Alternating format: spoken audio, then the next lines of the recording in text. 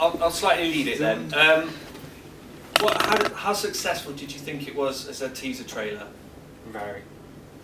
Okay. For what reason? It sort of it really did fit the sort of stereotypes that you'd expect from a teaser trailer, and had all the aspects that you'd want to see. Okay. When you mean stereotypes, what do you mean? Sorry, It was fast paced. Yeah. It sort of fit with the sort of genre of the film that they were trying to sort of promote. Okay. And what sort of genre would you say that film was trying to promote? sort of like a psychological sort of thriller. Okay. Similar to what? What would you say? Clockwork Orange. Yeah. Okay. I was just wondering, did everybody get the references in that? Yeah. Is it quite obvious? Quite clear? Okay. I like you can sort of tell the story what's going to happen, but you don't know how it's going to happen. Yeah. Because sometimes teaser trailers give away the best parts. But yeah, I can tell sort of what might happen in the story, but not how it will, which is quite good. Okay. Cool. And the shot types, I like them. Shot types. So I was going to say, did you pick up on what do you think of the range of shot types in there? Do you think there was enough in there? Do you think it was? Did it need anything else? I like how the music sort of flowed with the shots, like on the beat, changed the shot. So like synchronized. Yeah, synchronized. Yeah, synchronized the shot. So editing on the beat. Yeah. And yeah. Can I just ask, what do you think about the level of violence in that you saw? It's quite high. Did you think it was high? Yeah. It's violent, but because you don't actually see any blood or anything, it sort of tones it down quite a bit. Okay. So do you think what do you think it would match up to, say, like a 15 or 18 certificate? What do you think? I'd say 15. I'd say 18. I'd say 50. You think 18 for the full thing, but 15 for the trailer? No, I'd say hey, 18. you still think? Did you think it was? What did you think then? Because you look like you were quite affected by it. No, it was Luke's laugh that was my horrible bit. Was it? With his slightly crazed eyes. Yeah. There was no strong language used though, or like. It still insinuates like strong violence, though. I think to some degree. Yeah. And I a would agree, sensitive yeah. person would still find it affecting. Yeah. I think because of the genre as well, the main thing might be an 18. Because not many younger viewers want to watch a psychological thriller. Or they might want to, but might have bad effects. Okay. What was I going to say? Have you got anything you want to add, Joel? Any other questions? Pretty much the music is one of the concerns, because we were between putting classical music over the whole lot, or whether that heavy new song worked. I thought that worked quite well. It just, like, with that, it kind of reminded me of Reservoir Dogs, where he's torturing the cop. Yeah. It just, like, it suited it. I quite liked it. Did you think there was you all know that song? Yeah. Yes. Assuming you all know that song. Did you think it matched with the lyrics matched to what was actually happening on screen? Yeah, it's sort of the lyrics where it says like they will not control us and stuff like that. It sort of represents the actual characters in a way that they feel like they can do anything they want. Okay, good. Some good feedback. Graham, did you want to ask anything of your audience? Not really. I think we've covered most of it. Do you think we got away with it being a teaser trailer? Because a teaser trailer is not meant to give away plot.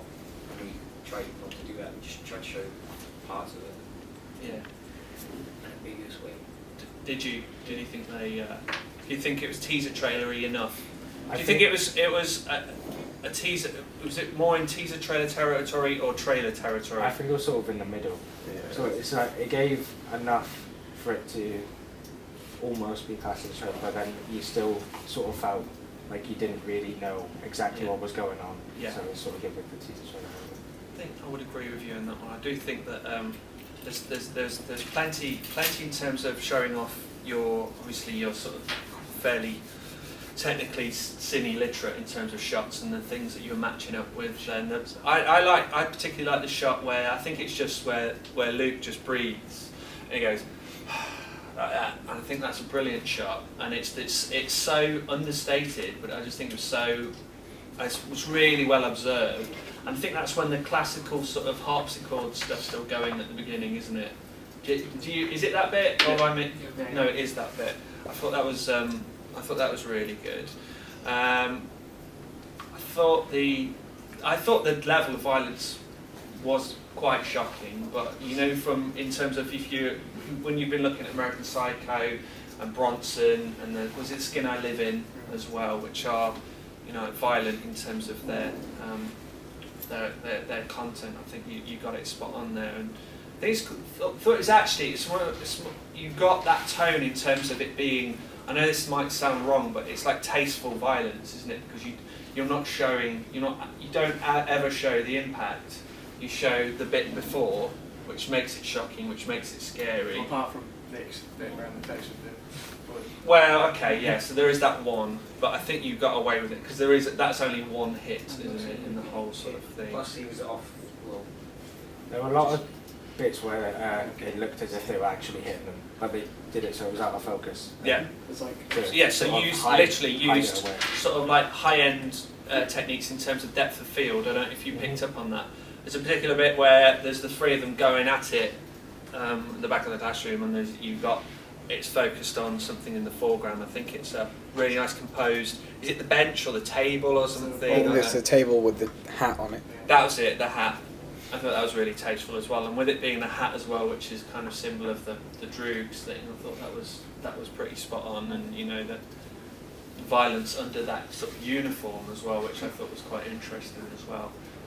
What made you pick this whole Droogs sort of other world? What was that? well, like a couple of years ago, I just wrote a script about that. Yeah. And we just thought we wanted to do this for a while, just something outside of school. Yeah. And we thought we could make a good or decent trailer out it of was that. kind of like Recruiter last year, how we tried to do something different. Yeah. Yeah. No, absolutely. Yeah, we thought we just may as well go like Like unconventional. Yeah. No, and I definitely think that sort of that gamble's paid off with it all, because I think we've got a great piece there. Really like it because and having the camera as well. I think that's helped in terms of you getting to grips with actual shots and stuff. Can I just give a little bit of sort of constructive feedback now? Again, I think we've got a couple of issues there occasionally with lighting. Okay. Yeah. Now, there was just a few shots where I just thought a little bit more light sort of cast, and I think it was like the shots with Luke, and there's a lot of blackness in the background. And what you would tend to have is a few sort of highlights and stuff in the background of things. I know that you've had massive problems, and you lost everything after doing days of filming and stuff. And you probably lit it then. I was assuming you probably lit it, and it was all. It was a better then because like that area we were filming in wasn't plastered because Right. it was an extension. Yeah. The plastering made it look a lot darker. Yeah. Before that, nothing was. It was all just like white brick. So Yeah. So it was the light. reflected. Yeah. I thought that would have been the. Unfortunately, yeah. But I still think you've done a great job considering those setbacks you've had, because they were you did a lot of filming. You lost a lot of filming, didn't you, as well? So. What else can we talk about? Music. I thought the music choice was good. Anybody else got anything to say about it? All right. Right.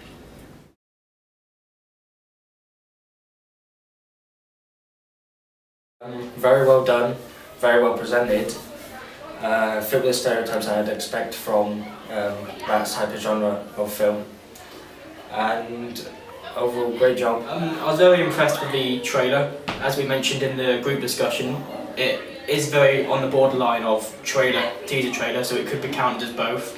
As I mentioned as well, I like how it doesn't give too much away, and I was specifically interested in the shot that's linked to the rule of thirds, so you've got Andy screaming on this side and Luke laughing on this side. You can still see the background. I really like that shot. All the shots were very synchronized and they just matched together with the music on each one. Like the beat went straight together with the shot. I really want to go see it. It's just got everything that I want to see in a movie, like all the violence and the stuff like that. I just thought it was really good. Hello, this is the third question for our evaluation for our A2 portfolio. The question is, what have we learned from our audience feedback? I'm Ryan Dunn. I'm Graham Tate. I'm John Michael. I'm Luke Judkins. Okay, so we'll move on with the initial points. In the audience feedback, we set up the classroom initially with just everyone watching our trailer, and then we received a group feedback. But some of the points are also from individual feedbacks. So It was our first screening of our theme completed And to then- everyone. And then afterwards we took out people to basically get short snippets of basically really short snappy things that they thought were good and what they thought were bad, or Something what they had that to say. normal film trailers do quite a lot, actually, Yeah. sometimes. Yeah. Some of the initial points that were raised were fitted conventions. What were mentioned? Well, it basically had everything that they could expect to see in both a teaser trailer itself and a thriller. It had the dark moments, had the obviously the quick cuts and everything, and basically the ambiguity is a big thing. Yeah, the ambiguity, Big part. apparently that was achieved quite well, Yeah. and that's obviously necessary in a teaser trailer. Of course, because the opening monologue doesn't really give much away, but still gives the. I think Nick explained it as it does kind of give a bit more of a story away than a normal teaser trailer would, but it doesn't really explain the content Yeah, it doesn't behind really it. So explain it's again, it could be internal. We don't give It reasons could be why. more. I mean, we don't even give away. Yeah, exactly. We don't even give away character names or anything. So you basically start with a very, very basic premise that allows the audience to think about what could it be, and then he's none the wiser about what could actually happen. I think people thought they knew the plot because of the audience interpretation of what they could be, considering there was a lot of fighting between specific characters. Like mine and Joel's characters were there quite a lot. Oh yeah. And a lot of it added as they understood the genre and what was going on in a sense due to the quite a clear theme. so they thought they figured out the plot themselves. They got the reference to Clockwork Orange, which was obviously a key. That was kind of what we were going for. So it's good that they saw that, but it would also mean that if we were to release this film, then it's clear that the Clockwork Orange references are there and they would be picked up. There's also something that, well, like throughout the teaser trailer, you could see that we were torturing people, and then obviously Joel's character fights back, like in the teaser trailer. You see that that's something that is in films quite a lot, like bad guys, and then one person rises against them. I suppose. That's also I guess that's where their suspicions came from. Yeah. I mean, we'll talk about the reason behind Uprising in a bit, but any other points you want to talk about, Joel? There was one person in particular who mentioned that there was a good shot variety, and that they enjoyed the use of focus thanks to the camera that we had, and that really added to a sort of effect of an indie film. So again, it's running on conventions and correct genre, and they picked it up quite well, but not enough to tell the story. So it was quite successful in that sense as a teaser trailer. Yeah. So I think we'll move on to the music choices. They seem to like the mixture of classical and modern. They seem to get the idea that the classical music is supposed to sort of represent the group themselves, and then the modern rock is to both bring in a larger audience as well, but at the same time just initiate the whole bang bang bang, just to basically show all the action that the film is doing. Couldn't get with the classical music because it was too slow paced. Yeah, exactly. Yeah, there's a version of the song that was a classical version done by String Quartet, and it would have been useful if we'd shot it in a very different light, but it wasn't quite the right place. It didn't have the impact, because what we wanted to do was throw off the audience halfway. I've already spoken about this in my own evaluation process, but there's a separation, I think, in between the two. In between the trailer, there's a first half and the second half. Yeah. And the first half is the classical music, and the rest is just the. It's chained together with that screen. Exactly. And that's the second link. Exactly, it links in with that, and then it just throws off the audience completely, and then they're just left to just sort of watch the chaos, as it were, flood in, and then sort of be like taken back a bit. Our teacher Ryan did say it picked up in the second half. Yeah, exactly. That's the strong part, the bit that people will probably want to watch again.